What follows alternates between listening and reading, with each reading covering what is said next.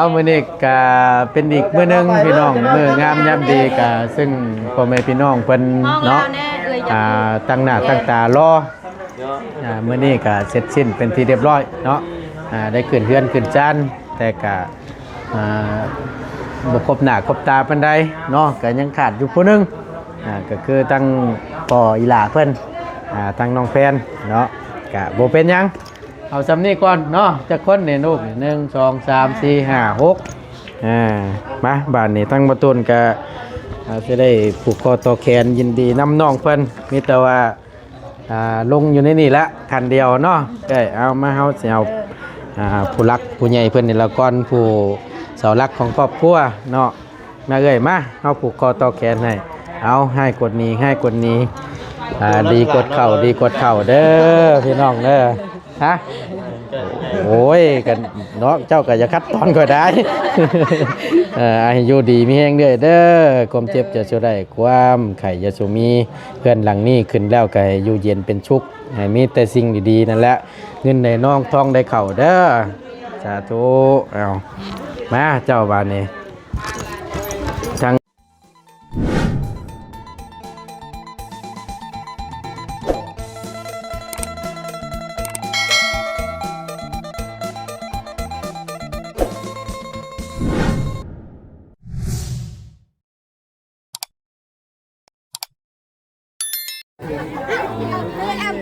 สบายดีเด้อสบายดีเจ้าลังเฮเนาะบ่โอ้ใครอยู่ฉันเข้ามานั่นสบายดีเอาบ่ซั่นแล้วก็สิใส่ไม้ก่อนเด้อบัดนี้เด้อคำได้หอมนึงนั่นน่ะยังบ่ทันได้ใส่ไม้อยู่ เอาพี่น้องเอ้ยโจก่อน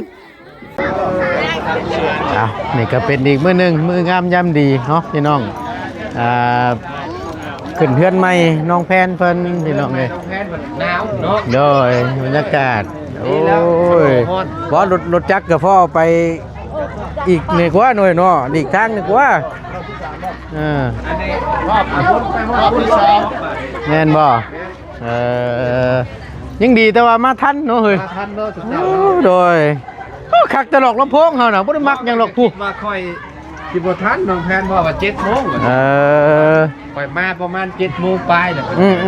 ก็ว่าเฮ้ซำนี้ก็โอเคอยู่ทีแรกนั้นญาติบ่ทันได้จานเลยข่อยได้อยู่เนาะโดยซำนี้ก็ได้อยู่ข่อยยังว่าโอ้ยบ่ทันแล้วว่ะว้าวดังๆดีกว่าพ่อหมอพรก็ได้พ่อหมอห้องดังพ่อหมอ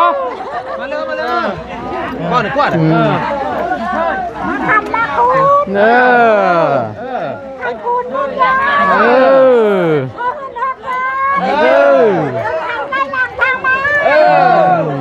ใช่ปมอมีแต่ไม่หมออันนี้เนาะ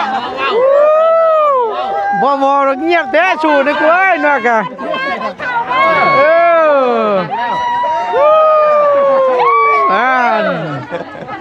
ชูปมอชูกักโอ้ยเนาะรอบที่ไหนเลยได้รอบแล้วว่าหนาวได้ดิสังเกตคือน้ำร้ายกับสังเกตพี่แหละคอยสิรัดอยู่พี่เด้อบัดนี้เด้อคอยสิรัดอยู่พี่บัดนี้โอ้เอาบน3 รอบว่าซั่นเนาะกะขึ้นพี่น้องเอากะดีอกดีใจน้ำน้องเพิ่นได้หลายเนาะที่มื้อนี้มาฮอดจอดถึงจะได้ขึ้นเฮือนขึ้นชานหรือว่าได้เฮือนหลังใหม่เป็นที่เรียบร้อยเนาะหลังใหญ่อึ้งตึงอยู่ดีใจน้ำถามบ่จะมาอย่างเกิดถามบ่จะมาอย่างบ่บ่คือกันเด้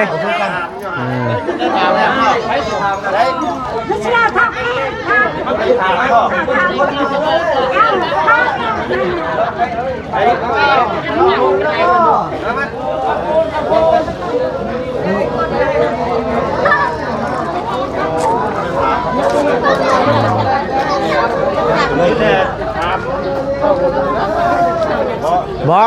อันมันแต่ละเฮือนแต่ละอันบ่คือกันเด้แม่น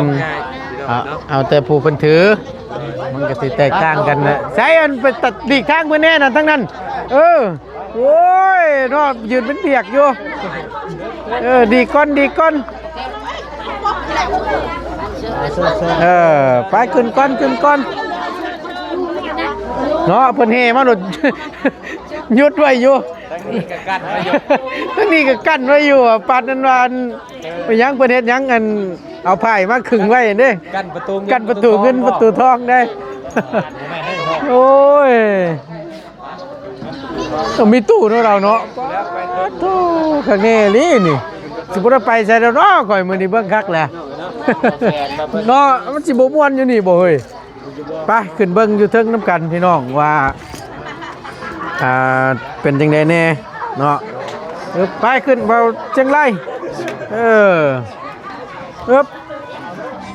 มีเสียงเพลงเลย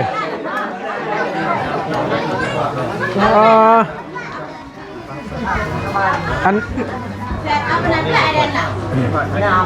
บางนี้เนาะดีกันเพิ่นเด้อเดี๋ยวเขาสิหามุมก่อนเขาให้ผู้รักผู้ใหญ่เพิ่นนี่แหละเข้าไปนั่งอยู่ใกล้ภาคขวัญพุ่นแหละเฮาน่ะอยู่มาแล้วยับมาพี่เด้อให้เพิ่นเข้าไปนั่นดีกทางเพิ่นเด้อเฮาอยู่พี่ดอกเฮาอยู่ข้างๆนี่เมาละถึงเดือนหลังนี้โดนเมาเลยเมาสีบ่เมาคนไหนชั้นพดเอาเนาะพอเลยขึ้นหนาวเท่าไหร่ป่ะนี่เราเปิดแอร์ดิเปิดแอร์เย็นจะจ่อยเลยซอฟแพทเราเปิดแอร์แอสรุเลยเย็นสมบูรณ์เนาะ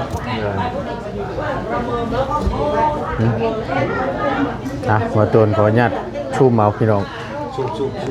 อยู่ไกลๆแน่หน่อยนึงเนาะดีว่าไม่ได้สูบ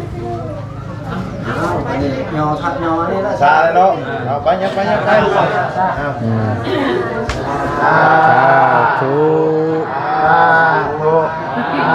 ถูกมีถูกมีถูกพี่ถูกอะไรผมไม่ถูกเลยซาเลยก็มีถูกเลยเนาะซาก็มีถูกเลย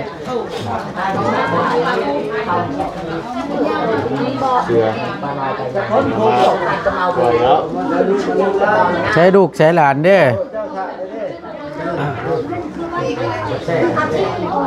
ให้เมนมาเลยว่าอันเลี้ยงกับลูกชุลอยนี่นะยังไตเลยบ่ยังผู้นึงอีกมันไปดิ้นเลยนะไปโรงไหนเถอะยาตรงนั้นเนี่ยพายผู้แทนเนี่ยอันนี้ต้องใจแอร์รัวไหนยาไปแต่ละคนเขาผูกเลยบอกว่าอะไรนี่อันทำสูตรทำอย่างบ่ไม่ได้ชูเป็นให้ชูแหมโมเทียเม็ดเรียบร้อยละเทียมเป็นไรแตกต่างกันเนาะเอาสันก็ดีแล้วล่ะเขาก็จะได้หู้ไปน้ำมันก็สบายเนาะแมน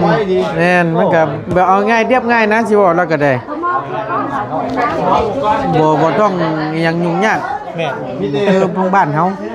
บ้านเขามันนั่นแต่ทั้งพี่มันแมนทั้งพี่แต่เป็นบุคลิกกันนะพี่น้องจับเข้ามาใส่ปลาทูก้อนจะหน่อยคอพี่น้องไอ้โอ้ยคน6 คนลูก5 คนแม่ปอทั่ว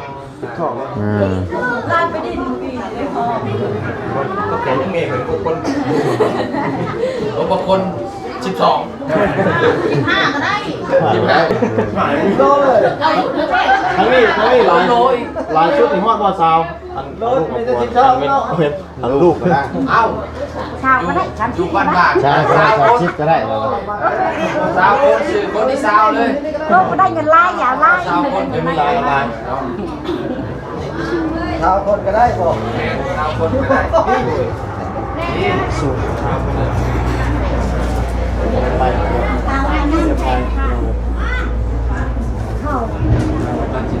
เอาได้แล้วเขาปั้นใช่ได้นะ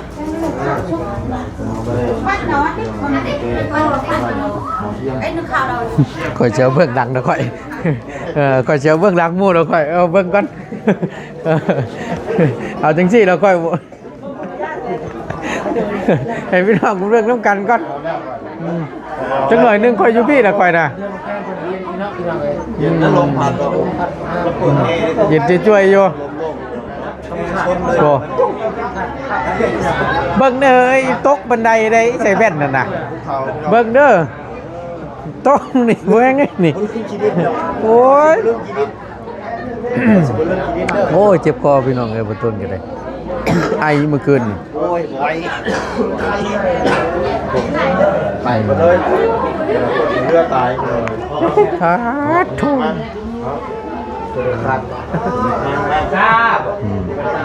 ให้ผู้รักผู้ใหญ่เพิ่นผูกก้อนนะผู้เฒ่าผู้เพิ่นก่อนเดี๋ยวสิเข้าไปผูกแขนให้ผู้เฒ่าเพิ่นผูกก่อนบ่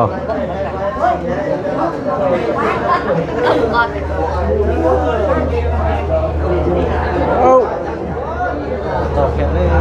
อยู่ใกล้ๆก็ได้นะเฮ้ยอย่ายื้อไปไกลนะกล้องน่ะบังเขาไปเนาะบังพี่น้องเพิ่นน่ะบ่ได้เจ้าอย่ายื้อใกล้ได้เนาะสูเมานี่แล้วผมก็ไล่คอหักอีกก็หักก้อย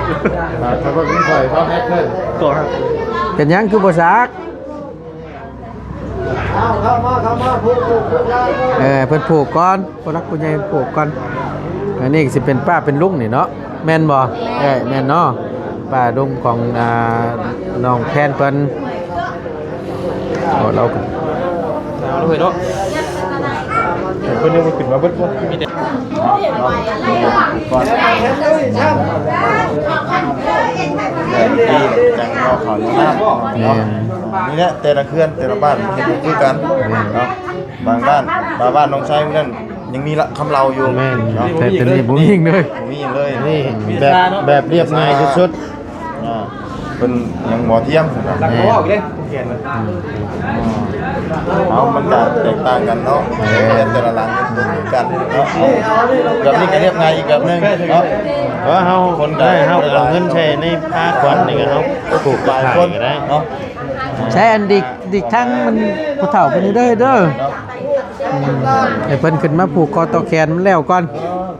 เฮาน้ำดังดอกเฮาน่ะ โดยให้ผู้เฒ่าผู้ปลูกก่อนบางเทื่อเพิ่นจะได้ลงกินอันนี้ ข้าวน้ำซ้ำปลาโดย หายออกเลยเนาะ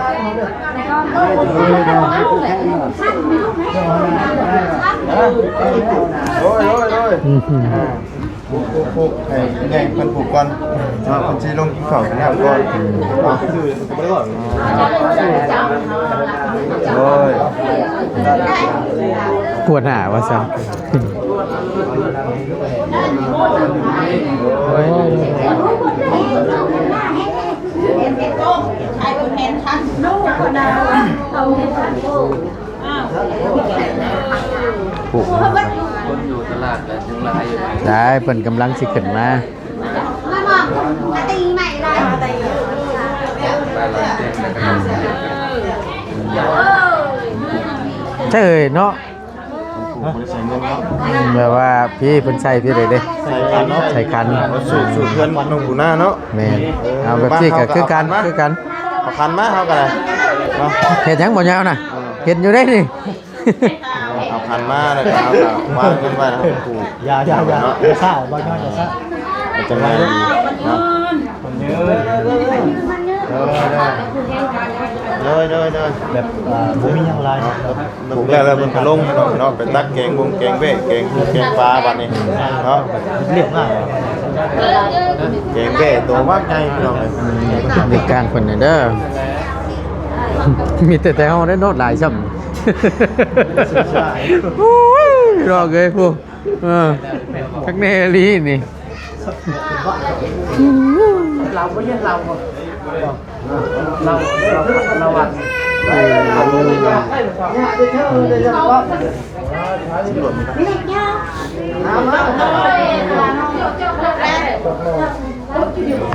มาเด้อมาเด้อ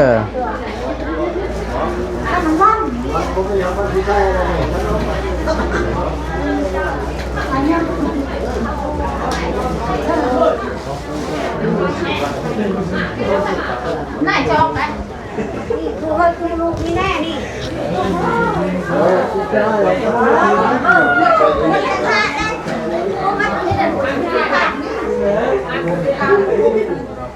ยาก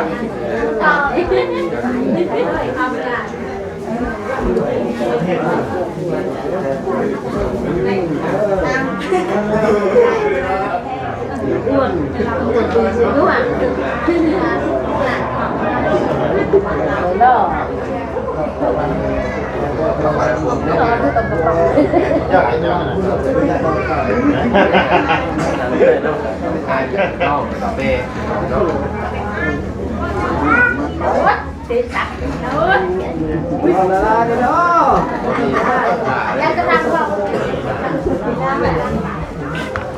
เข้ามาไปนะยัง คือกันอยู่นะน้องยังมุก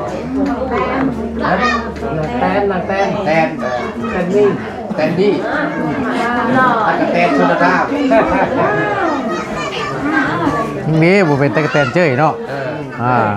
แตนเจ้ยแตงข้าวเบื่อบักเด้อกูจะ3ได้จานเด้ยแม่น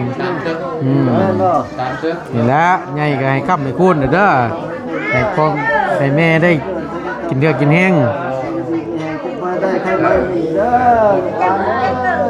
ล้วก็กินมาเห็นจริงใช่แล้ว จะมาเป็นคน นี่ก็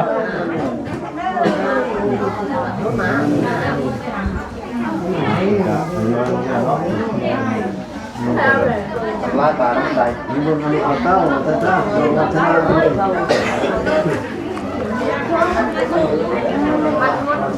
จังเขาจะผิดแต่ว่าไม่ใช่เรื่องอะไรถูกนั่นเด้อ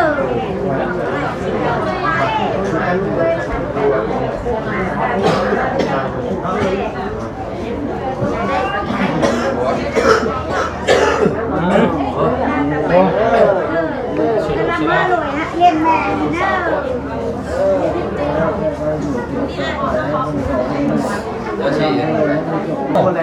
มีหยังหมอชุด มียัง4-5ล้านน่ะหมอสุด นะ มันเยินอันนี้ว่าลูกชายกกน่ะรู้มาได้เนาะผู้ร้องน้องแพนบ่นี่ผู้ร้องได้บ่ จนนั้นก็ได้เมียได้นี่ เป็นว่าวเลย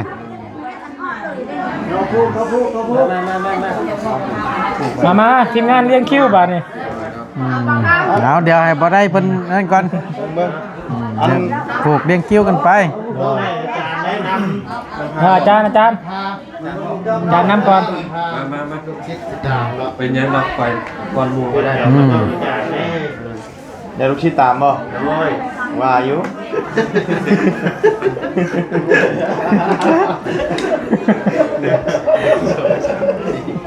เอ้าแปะนั้นแหละได้รับเป็นบ้านเคยเป็นยังเป็นบ้านแล้วนะ จานเป็นไอ้ว่าเป็นไอ้คันเต้าคันโฮมใส่แล้วเอาผูกแบบว่ารวดเดียวเลยเนาะ ลงคันบ่ ลงคันได้เลยครับ โอ้ยเอาเดี๋ยวจังหน่อยเอาสิลงน้ำดังดอกไปรถวางรถ ลงคันแรกเอาไปได้หมด เดี๋ยวสิวางน้ำดังดอก ลงคันแล้วเขาก็ไป อาจารย์ถือไปทำนา ต้องถือไป เอาถือครับ คักเลยอาจารย์เนาะ เอาจานคุณต้องนำมาที่ไหน ทุกอย่างเลยมันบ่ ได้ของไก่มาเห็นนี่ปลาทนาสินได้ก็ค่อยได้สินนั่นนะครับเด้ออยู่ดีไม่แห้ง ลูก มาให้จับไปเป็นอ้ายเป็นน้องเนาะอันนี้อ้ายบ่เอาซื้อคันนี้อยู่ดีมีแห้งเด้อ ทีมงานอันนี้จะเป็นว้าวเลย ยังได้ที่เดี๋ยวผมหมอชุด ได้ช่องโบกช้ำโบกเลย โอ้มันพอดีคือต่างหมู่เนาะ นี่คือเสียเฮียแน่นอนกันเนาะ ออกไปเป็นเมียได้เนาะ เออ ดีมีแห้งนะครับเด้อจุดวันใหม่เอ้ามาสะแพนบ่าดิเอ้าอยู่ดีมีแห้งเป็นสะแพนเด้อจุดวันใหม่ได้เอาไปใส่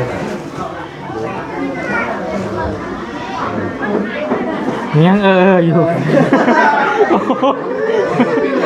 ใช่อาจารย์ อาจารย์ใหญ่บ่ถูกคอ โอ้ยเนาะอยู่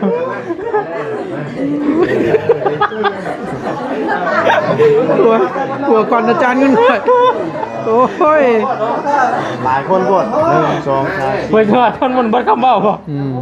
คำว่าแล้วมันลาย เพื่อเพิ่นสิครบดิคนเนาะคนลูกเรา5เนาะ โอ้ยพอไปเงินว่าอาจารย์ ลูกเป็นเต้าเนาะไอ้การเป็นดีมีเฮกสาธุเนาะ สาธุ มันเยินเรียบร้อยบาท ไปลูกน้องตามหน่อยแม่บัดนี้ลูกชิดตามบัดนี้ ลูกชิดตามลูกชิดตามกันลองเลยนะ ลองลองอาจารย์นี่ บอกไร โอ้ผู้เพิ่นกำลังมากับมีเนาะพี่น้องเนาะผู้เพิ่นมาแต่เช้าก็มีผู้กำลังมาก็มีมาขึ้นเรือนใหม่ยินดีน้ำถือมอนเนาะมาเด้อผู้ใดยังบ่ทันได้ขึ้นมาผูกเด้อขึ้นมาเด้อมาให้เพิ่นแล้วเรียบร้อยก่อนเฮาให้น้องแพนก่อนเดี๋ยวเอาขอตัว เอาสั่น บ่ลุงหนวด โอ้ยเขาจะได้ผูกพอมอผูกให้ก้อนซ้ำบาทนี่เนาะโอ้ยเอามาสั่นมาเอ๊บโอ้1 2 3 4 5 6ตกออกซะบ่ให้เจ็บไม่ไข้ตัวนี้ต่อไปให้ร่ำให้รวยให้มีเงินหมื่นเงินแสนให้คอยดีไม่แห้งอันนี้ก็เป็นเท่าเป็นแก่ได้แล้วเป็นครูบาอาจารย์ผู้ขอแต่ให้เจ้าก็ให้ร่ำให้รวยตัวนี้ต่อไปให้ร่ำให้รวยถึงเลข6โตเด้อนั่นเด้โอ้ยสาธุโอ้ยเนาะคอยชมพรปากเด้อเนาะเราถือเลขเรื่อยนะ หักบาหลายงวดแล้ว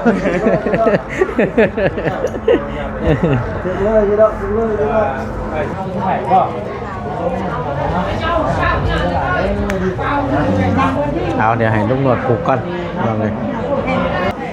โอเคบาทนี่เนาะหาในเด้อบุญเด้อในใจเด้อเนาะเอามื้อนี้ก็เป็นอีกมื้อนึงพี่น้องมื้องามยามดีก็ซึ่งพ่อแม่พี่น้องเพิ่นเนาะตั้งหน้าตั้งตารอมื้อนี้ก็เสร็จสิ้นเป็นที่เรียบร้อยเนาะได้ขึ้นเฮือนขึ้นจานแต่ก็บ่ครบหน้าครบตาปานใดเนาะก็ยังขาดอยู่ผู้นึงก็คือตั้งพ่ออีหลาเพิ่นตั้งน้องแฟนเนาะก็บ่เป็นหยังเอาสำนี้ก่อนเนาะจักคนนี่ลูก1 2 3 4 5 6มาบ้านนี้ทั้งบ่ตูนก็สิได้ผูกคอต่อแขนยินดีนำน้องเพิ่นมีแต่ว่าลงอยู่ในนี่ละคันเดียวเนาะเอามาเฮาสิเอาผู้รักผู้ใหญ่เพิ่นนี่ละก่อนผู้เสาหลักของครอบครัวเนาะมามาเฮาผูกคอต่อแขนให้เอาให้กดนี้ดีกดเข่าเด้อพี่น้องเด้อฮะโอ้ยกันเนาะเจ้าก็อย่าคัดตอนก็ได้ให้อยู่ดีมีแฮงเด้อความเจ็บจะช่วยได้ความไข่จะสูมีเพื่อนหลังนี้ขึ้นแล้วก็ให้อยู่เย็นเป็นชุกให้มีแต่สิ่งดีๆนั่นแหละเงินในน้องทองได้เข่าเด้อสาธุเอามาเจ้าบ้านนี้ทางลูกสาวหล่าเล่นเนาะมาข้างนี้คือบ่มีแท้เอาข้างนี้นะเฮาแค่ฟ้าเนี่ยมาให้มันอยู่แหละแค่ฟ้าเอาได้เฮียนอยู่บ่นี่เฮียนอยู่เอาเฮียนให้เก่งๆเด้อเด้อให้เป็นคนฮู้ผู้ดีของพ่อของแม่นี่แหละเฮ้ยให้เบิ่งพ่อเบิ่งแม่เด้อเฮียนเก่งๆเด้ออยู่ปอใดเจ้าปอใดปอเกียมเอาเฮียนเก่งเนาะมาเจ้าบาดอันนี้เป็นลูกสาวกกเนาะเอาล่ะให้คนนี้ดีกดเข่าเด้ออันนี้ก็มืองามย่ำดีขึ้นเฮือนใหม่เนาะก็ขอให้นอนเย็นเป็นชุกแล้วเฮือนหลังนี้ก็ได้ขอให้เจ้าก็เลี้ยงพ่อเลี้ยงแม่ให้เบิ่งให้แย่งนี่แหละเนาะก็เป็นเสาหลักของครอบครัวอีกผู้นึงนี่ก็ได้ทั้งน้องเพิ่นก็ได้ให้อยู่ดีมีแฮงน้องเด้อโดยเอามาเถิกเฮาจังไดบ้านนี่มาล่ะมาอันนี้ก็ได้เฮียนอยู่บ่อนเจ้านะ บทเรียนอยู่เอาตั้งใจทำใจเรียนเด้อล่ะเด้อนี่ก็เป็นน้องอีกผู้หนึงเนาะผู้ชาย1 2 3 3คนพุ่นน่ะปาโตให้เรียนเก่งๆให้เป็นคนรู้ผู้ดีของเอื้อยของพ่อของแม่เด้อมาล่ะมาให้อยู่ดีมีแห้งอย่าเจ็บจะจนล่ำๆรวยๆเด้อล่ะเด้อผู้นี้ติดกับผู้น้องแฟนนี่เนาะรอแล้วจังไรเอาเมียอย่าพาเอาเมียเด้อเด้อให้ใหญ่ๆก่อนกุ้มตัวเองก่อนจังเอาเมียเนาะทั้งนี้ก็คือกันนี่บ่ได้เป็นช่องร้องไผความรอนี่ก็ได้เนาะพอรอสิประจักษ์นี่เนาะเอาอยู่มันปันเยินล่ำๆรวยๆเด้อ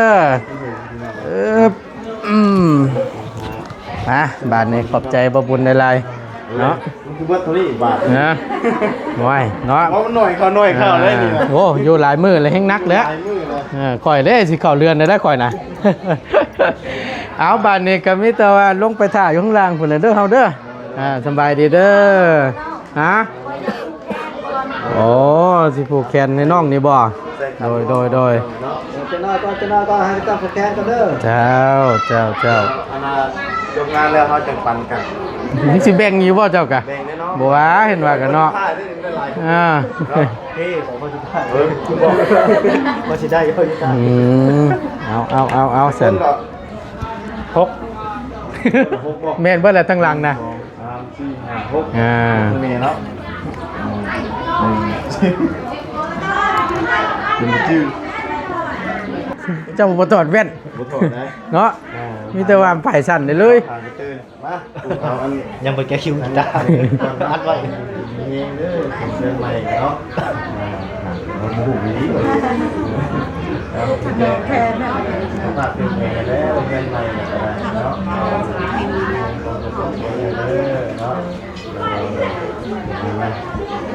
น้อยสุดสุดท้องเลยบ่คือสิบเราอีกเนาะพอยังอยู่กับเราเลยเนาะเอาอีกละมันลดง่ายเนาะ โอเคพี่น้องเอ้ยเดี๋ยวมันสิเงียบสิยาวทางประตูนก็จะได้ขอจบคลิปและลำลาไว้เพียงสำนี้ก่อนเนาะพบเจอกันคลิปหน้าพี่น้องขอบคุณในไลน์เนาะที่เข้ามาเป็นกำลังให้ใจและติดตามเบิ่งคลิปโดยบ่ข้ามโฆษณาสำหรับคลิปนี้ไปแล้วพี่น้องสบายดีเด้อ